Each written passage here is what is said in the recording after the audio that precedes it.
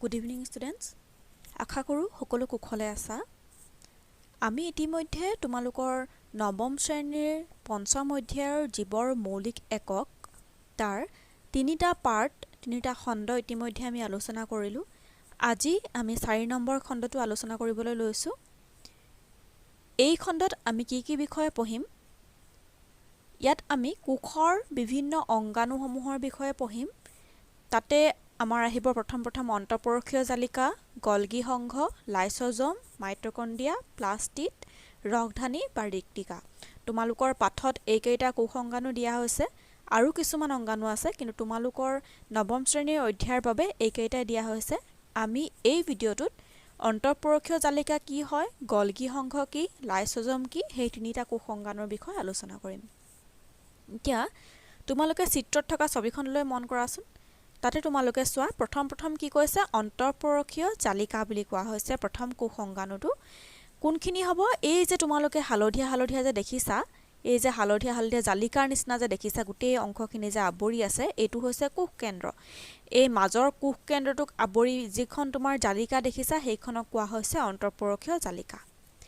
তাৰ পিছত সেকেন্ডটো দিয়া হৈছে গলগি সংঘ গলগি সংঘ কোনটো হৈছে বা ইংলিছত কোৱা হয় গলগি এপাৰ্টাছ কোনটো হয় এই যে তোমালোকে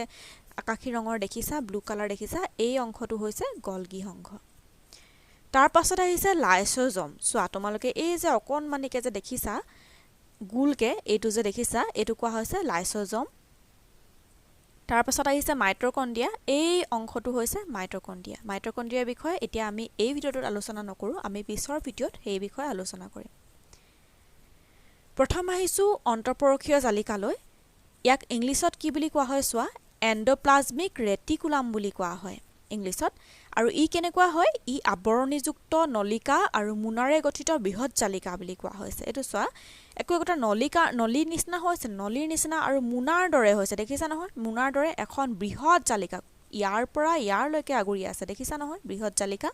তোমালোকে এইটো চিত্ৰত বেছি ধুনীয়াকৈ ধৰিব পাৰিবা কোষ কেন্দ্ৰটো আগুৰি চাৰিওফালে যিখন জালিকা আছে সেইখনক কোৱা হৈছে অন্তঃপৰশীয় জালিকা ইয়াৰ দুটা প্ৰকাৰ থাকে কি এটা হৈছে তোমাৰ মসৃণ অন্তঃপৰশীয় জালিকা আৰু এটা হৈছে তোমাৰ ৰাফ অন্তঃপৰশীয় জালিকা বা তোমাৰ খহটা অন্তঃপৰশীয় জালিকা এতিয়া মসৃণ আৰু খহটা বুলি কেলে নাম দিয়া হ'ল তোমালোকে চোৱা এই যে জালিকাখন দেখিছা তোমালোকে এই জালিকাখনৰ কিছু কোনোবা কেইখনমান জালিকা তোমাৰ কেনেকুৱা হ'ব মসৃণ তাৰ মানে মিহি হ'ব আৰু কোনোবা কেইখনমান জালিকা খহটা হ'ব তোমালোকে চোৱা এই জালিকাখনলৈ মন কৰা আৰু এইখনলৈ মন কৰা এই দুখন জালিকাত চোৱা সৰু ফুট কিছুমান দেখিছা নহয় এইখনতো তোমাৰ সৰু ফুট নিচিনা আছে দেখিছা তাৰ মানে কি এই যে সৰু ফুটকে যে আছে সেইবিলাকক কি কোৱা হৈছে ৰাইবোজম বুলি কোৱা হৈছে আৰু সেই ৰাইবোজম থকাৰ কাৰণে জালিকাখন কি হৈছে খহটা হৈছে আৰু সেইটো কাৰণে সেই জালিকাখনক কোৱা হৈছে খহটা অন্তঃপৰশীয় জালিকা বুলি কোৱা হৈছে আৰু এই ৰাইবোজম বিলাকে কি কৰে প্ৰটিন উৎপাদন কৰে যিবিলাক তোমাৰ ৰাইবোজম এই সৰুকে যে গুটিবোৰ দেখিছা ফুট সেইখিনি তোমাৰ অন্তঃপৰশীয়খনৰ জালিকাখনৰ ওপৰত আছে আৰু সেইবিলাকে কি কৰে প্ৰটিন কিছুমান উৎপাদন কৰে এতিয়া আহিছো অন্তঃপৰশীয় জালিকাৰ কাৰ্য কি হয় তালৈ ইয়াত চোৱা কোষপৰশৰ বিভিন্ন অঞ্চলৰ মাজত বা কোষপৰশ আৰু কোষ কেন্দ্ৰৰ মাজত পদাৰ্থৰ সৰবৰাহ বিশেষকৈ প্ৰটিন কৰে তাৰমানে কি চোৱা এই যে তোমাৰ অন্তঃপৰশীয় জালিকাখনৰ ৰাইবোজম আছে সেই ৰাইবোজমখিনি কি কৰিলে প্ৰটিন উৎপাদন কৰিলে আৰু এই জালিকাখনে এতিয়া কি কৰিলে যে কোষ কেন্দ্ৰ আৰু জালিকাখনৰ মাজেৰে বাকি তোমাৰ কোষপৰশৰ মাজত যিটো তোমাৰ কোষপৰশখিনি থাকিব সেই কোষপৰশখিনিৰ মাজত কি কৰিব সেই প্ৰটিনটো সৰবৰাহ কৰিব তাৰমানে ভিতৰলে আৰু বাহিৰলৈ ওলোৱা সোমোৱা কৰাত সহায় কৰিব তাৰ পিছত সেকেন্ডটো কোৱা হৈছে কোষৰ বিভিন্ন যাৱতীয় জৈৱ ৰাসায়নিক প্ৰক্ৰিয়াবিলাক সংঘটিত হ'ব পৰাকৈ যথেষ্ট ঠাইৰ সৃষ্টি কৰা মসৃণ অন্তঃপৰশীয় জালিকাবিলাকে অন্তঃকোষীয় বিষাক্ত দ্ৰব্য আৰু কিছুমান ঔষধক বিষাক্তহীন কৰাত বিশেষ ভূমিকা পালন কৰে মসৃণ অন্তঃপৰশীয় জালিকাবিলাকে কোষীয় কাৰ্যৰ বাবে লাগতিয়াল স্নেহজাতীয় পদাৰ্থ আৰু লিপিড সংশ্লেষণত সহায় কৰে ইয়াৰে কিছুমান প্ৰটিন আৰু লিপিডে কোষাৱৰণৰ গঠনত সহায় কৰে অৰ্থাৎ তোমাৰ মসৃণ অন্তঃপৰশীয় যিবিলাক জালিকা থাকিব সেই জালিকাখনে কি কৰে স্নেহজাতীয় পদাৰ্থ আৰু লিপিড সংশ্লেষণ কৰিব আৰু কিছুমানে প্ৰটিন আৰু লিপিডে কোষাৱৰণখনৰ গঠনত সহায় কৰিব আৰু এই প্ৰক্ৰিয়াটো কি বুলি কোৱা হয় আৱৰণৰ জীৱুৎপত্তি বুলি কোৱা হয় কেতিয়াবা তোমালোকক প্ৰশ্ন সুধিব পাৰে যে আৱৰণৰ জীৱুৎপত্তি কি হয় তেতিয়া তোমালোকে এইখিনি কথা লিখিব লাগিব ইয়াৰ পিছৰটো আহিছে তোমাৰ কোষংগাণু গলজি সংঘ, যিটো কোৱা হয় গলগি এপাৰেটাছ বুলি ইংলিছত কোৱা হয়। গলগি এপাৰেটাছটো দেখিব কেনেকুৱা হয় চোৱা, এনেকুৱা ধৰণৰ হয়, যিটো মই তোমাৰ আগৰ চিত্ৰত দেখুৱাইছিলোঁ। এই যে ব্লু কালাৰখিনি আছিলে, চোৱা ওচৰৰ পৰা ভালদৰে চোৱা, এই যে ব্লু কালাৰখিনি আছে, এইখিনি কোৱা হয় গলজি এপাৰেটাছ। এতিয়া এই গলগি এপাৰেটাছৰ কথা প্ৰথমতে কৈছিলে কেমিলো গলগি নামৰ এজন চাইণ্টিষ্টে কৈছিলে।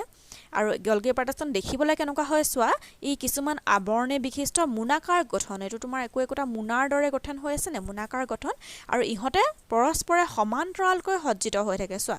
এইটো এনেকুৱা সমান্তৰাল হৈ আছে নে, পৰস্পৰে সমান্তৰালকৈ সজ্জিত হৈ থাকে আৰু সজ্জিত হৈ একোটা থাকৰ সৃষ্টি কৰে। এইটো একোটা থাক হৈ আছে, একোটা থাকৰ সৃষ্টি কৰে, আৰু ইয়াক কি বুলি কোৱা হয়, চিষ্টাৰ্নি বুলি কোৱা হয়।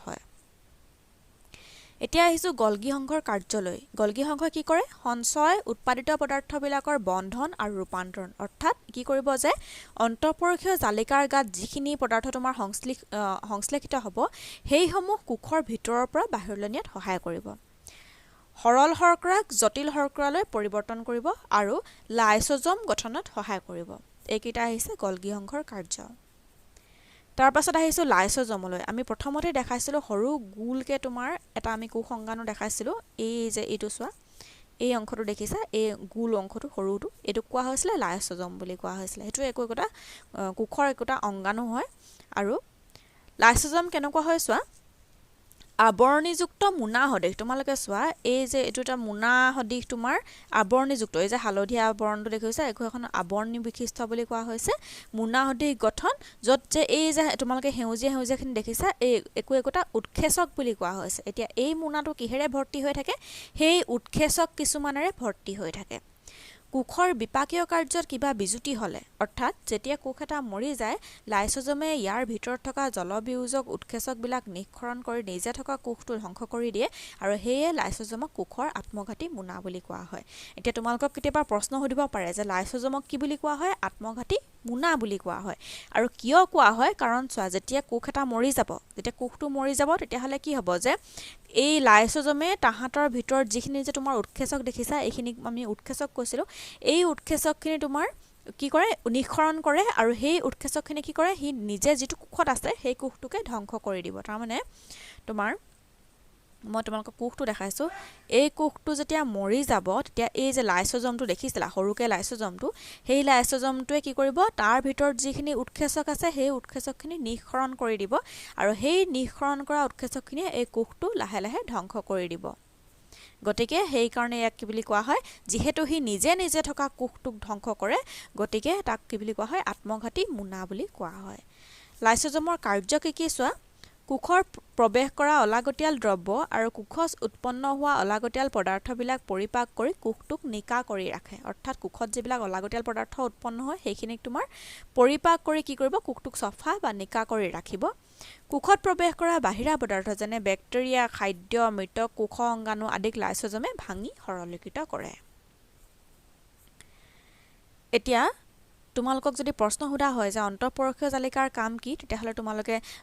তোমালোকৰ খহটা অন্তঃপৰশীয় জালিকাৰ কাম কি, মসৃণ অন্তঃপৰশীয় জালিকাৰ কাম কি, দুইটা কথাই লিখিব লাগিব। যে খহটা অন্তঃপৰশীয় জালিকাত কি থাকে, ৰাইবোজোম থাকে, ৰাইবোজোমে কি কৰে, প্ৰ'টিন সংশ্লেষণত সহায় কৰে। ঠিক তেনেদৰে মসৃণ অন্তঃপৰশীয় জালিকাৰ কাম আমি কৈ গৈছোঁ, সেই কথাখিনি তোমালোকে লিখিবা।